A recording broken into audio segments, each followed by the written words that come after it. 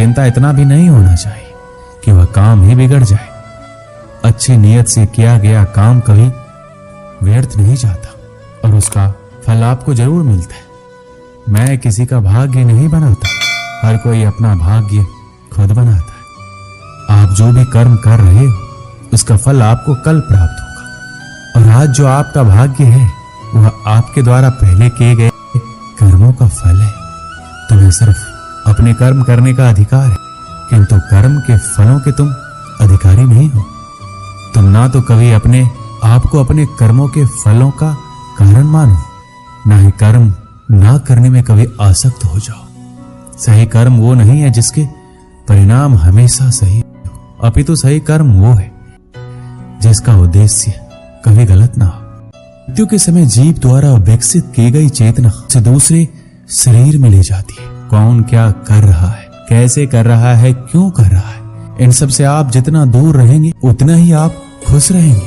अहंकार, घमंड, क्रोध और निष्ठुरता यह अज्ञान से उत्पन्न हुए आसुरी प्रकृति के लोगों के गुण है। इनका त्याग करना ही हमें अच्छा इंसान। मोह उसी का करो जिस पर आपका अधिकार है। जिस पर आपका अधिकार ही नहीं है उसका मोह भी नहीं करना चाहिए।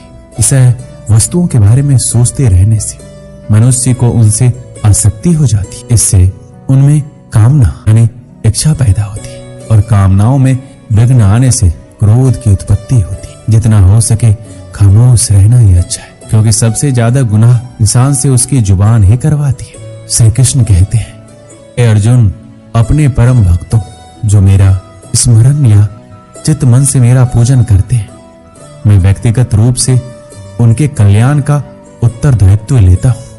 जो लोग भक्ति में श्रद्धा नहीं रखते मुझे प्राप्त नहीं कर पाते, अतः वह भौतिक जगत में जन्म मृत्यु के मार्ग पर वापस आते रहते। किसी काम की चिंता करना ठीक है, पूर्णता के साथ कभी किसी और के जीवन की नकल करके जीने की तुलना में अपने आप को पहचान कर अपूर्ण रूप से जीना बेहतर है। जब भविष्य धुंधला पड़ने लग जाता है तब आपको अपने वर्तमान में ध्यान केंद्रित करने की आवश्यकता है। कोशिश कर, हल निकलेगा, आज नहीं तो कल निकलेगा। जीवन की सबसे बड़ी गलती वही होती है जिस गलती से हम कुछ सीख नहीं पाते हैं। जब हमारा दिमाग यानी कि मन कमजोर होता है तो परिस्थितियां समस्या बन जाती है, लेकिन जब मन स्थिर होता है तब परिस्थितियां चुनौती बन जाती है। जब हमारा मन मजबूत होता है तो परिस्थितियां अवसर बन जाती है। मनुष्य की मानवता उसी वक्त नष्ट हो जाती है जब उसे दूसरों के दुख पर हंसी आने लगती है। समय यही सिखाता है कि जिंदगी किसी का इंतजार नहीं करती, ना ही किसी के लिए रुक सकती है।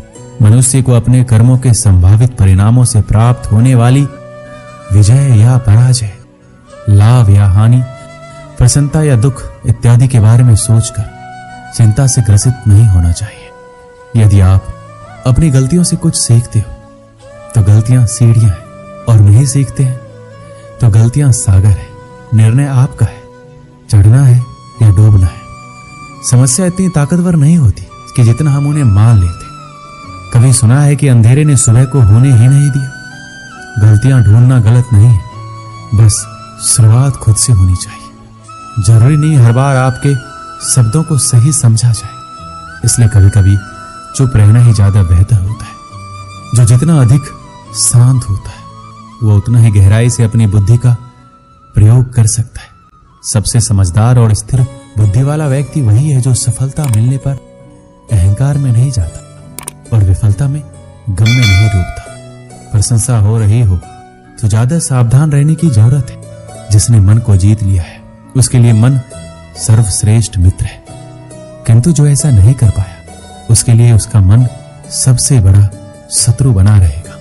नकारात्मक विचारों का आना तय है, परंतु ये आप पर निर्भर करता है कि आप उन्हें कितना महत्व देते हैं।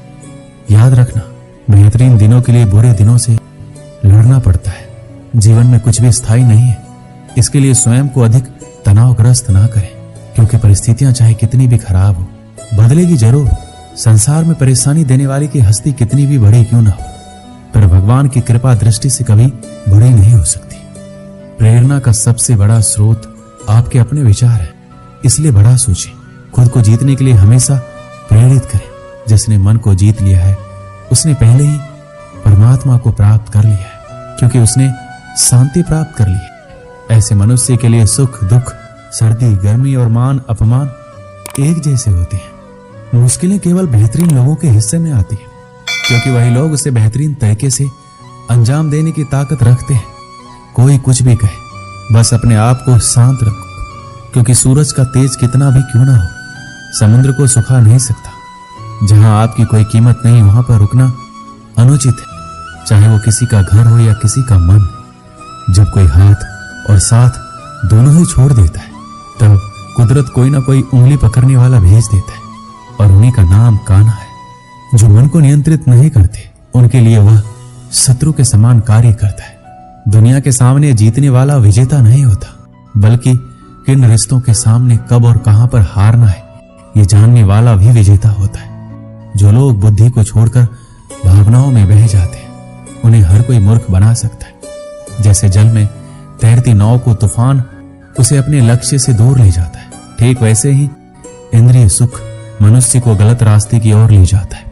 आपका विश्वास एक पर्वत को भी खिसका सकता है, लेकिन आपके मन का संदेह दूसरा पर्वत खड़ा कर सकता है। हमारा खुद पर विश्वास होना बहुत ही जरूरी है, क्योंकि हम अपने रास्ते पर खुद चलते हैं। वक्त कभी भी एक जैसा नहीं रहता, उन्हें भी रोना पड़ता है जो बेवजह दूसरों को रुलाते हैं। अपनी इच्छा शक्ति के माध्यम से अपने आप को नई आकृति प्रदान करें। कभी भी स्वयं को अपनी आत्म इच्छा से अपमानित ना करें। इच्छा एकमात्र स्वयं का मित्र होता है, और इच्छा ही एकमात्र स्वयं का शत्रु है। श्री कृष्ण कहते हैं, खुद को कमजोर कभी नहीं समझना चाहिए। अगर आप गिरते हो तो उठने का प्रयास करो, लड़ो और पूरी निष्ठा से अपना कर्तव्य कर्म निभाओ। बाकी सब कुछ मुझ पर छोड़ दो। हो सकता है हर दिन अच्छा ना हो, लेकिन हर दिन में कुछ अच्छा जरूर होता है।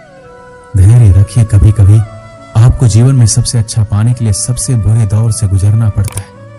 रोना बंद करो और अपनी तकलीफों से खुद लड़ना सीखो, क्योंकि साथ देने वाले भी शमशान से आगे नहीं जाते। समय जब न्याय करता है, तब गवाहों की आवश्यकता नहीं पड़ती है।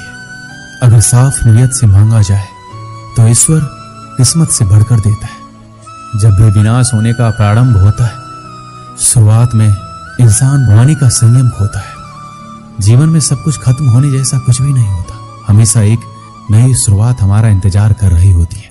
जीवन में यदि खुश रहना है तो अधिक ध्यान उस चीज पर दें जो आपके पास है, उस पर नहीं जो दूसरों के पास है। उस दिन हमारी सारी परेशानियां खत्म हो जाएगी। जिस दिन हमें यकीन हो जाएगा कि हमारा सारा काम ईश्वर की मर्जी से होता है। एक समय की बात है, एक राज्य में एक राजा और गूंगे फकीर में गहरी मित्रता थी। राजा फकीर से अपने दिल की हर बात कहता और फकीर मुस्कुराते हुए सुनता। राजा फकीर से अपने दिल की हर बात कहता और फकीर मुस्कुराते हुए सुनता। राजा को उसका साथ इतना भाने लगा कि उसने उसकी रहने की व्यवस्था अपने महल में करवा दी थी।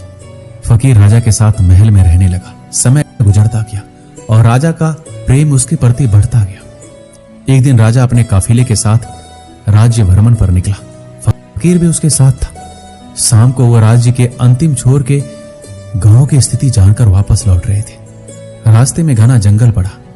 राजा का काफिला रास्ता भटक गया। राजा ने अपने सारे सैनिकों को रास्ता ढूंढने के लिए चारों दिशाओं में भेज दिया और खुद फकीर के साथ एक पेड़ के नीचे सुस्ताने लगा। उस पेड़ पर एक फल लगा हुआ था। राजा और फकीर दोनों भूखे थे। राजा ने पेड़ पर चढ़कर फल तोड़ लिया और उसके 6 टुकड़े कर दिए, 3 अपने लिए, 3 फकीर के लिए। अपनी आदत के अनुसार उसने अपना पहला टुकड़ा फकीर को दिया। फकीर फल खाकर मुस्कुराया और अपना हाथ आगे बढ़ा दिया। राजा ने दूसरा टुकड़ा भी फकीर को दिया। फकीर फल खाकर मुस्कुराया और फिर से अपना हाथ आगे कर दिया। राजा ने उसे तीसरा टुकड़ा भी दे दिया। एक एक करके फकीर 5 टुकड़े खा गया और छठवें के लिए भी आगे हाथ बढ़ा दिया। यह देखकर राजा को बड़ा क्रोध आया। वह बोला, ये मेरा तुम्हारे प्रति प्रेम है कि मैं तुम्हें अपने महल में अपने साथ रखता हूँ, हर सुख सुविधा तुम्हें मुहैया करवाता हूँ, पर आज मुझे पता चल गया कि तुम्हारे दिल में मेरे लिए जरा सा भी प्रेम नहीं है। भूखा मैं भी हूं, किंतु तुम इतने स्वार्थी हो कि सारा फल खुद खा जाना चाहते हो। तुम्हारी असलियत में जान क्या, आज से हमारी दोस्ती खत्म। अभी इसी वक्त मेरी नजरों से दूर चले जाओ। यह सुनकर फकीर वहां से चला गया। फकीर जाने के बाद राजा फल का आखिरी टुकड़ा खाने लगा। फल को चबाते ही उसने फल थूक दिया।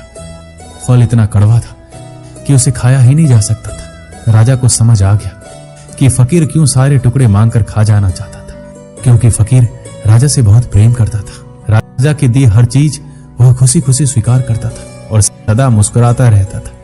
इसलिए जब राजा ने उसे फल दिया तो उसने स्वीकार कर लिया और कड़वा होने के बावजूद भी मुस्कुराते हुए खा गया।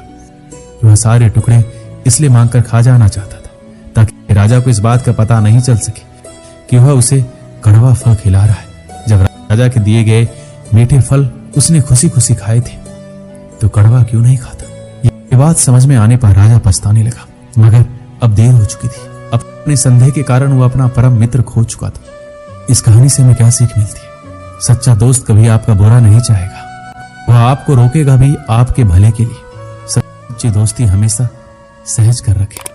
दोस्ती के फल में संदेह का कीड़ा लग जाए तो उसे खराब होते देर नहीं लगती। इसलिए जब भी दोस्ती करें भरोसे की नींव पर करें। दोस्तों, इस वीडियो में बस इतना ही। मिलते हैं अगली वीडियो में। अपना ख्याल रखिएगा। जय श्री कृष्ण।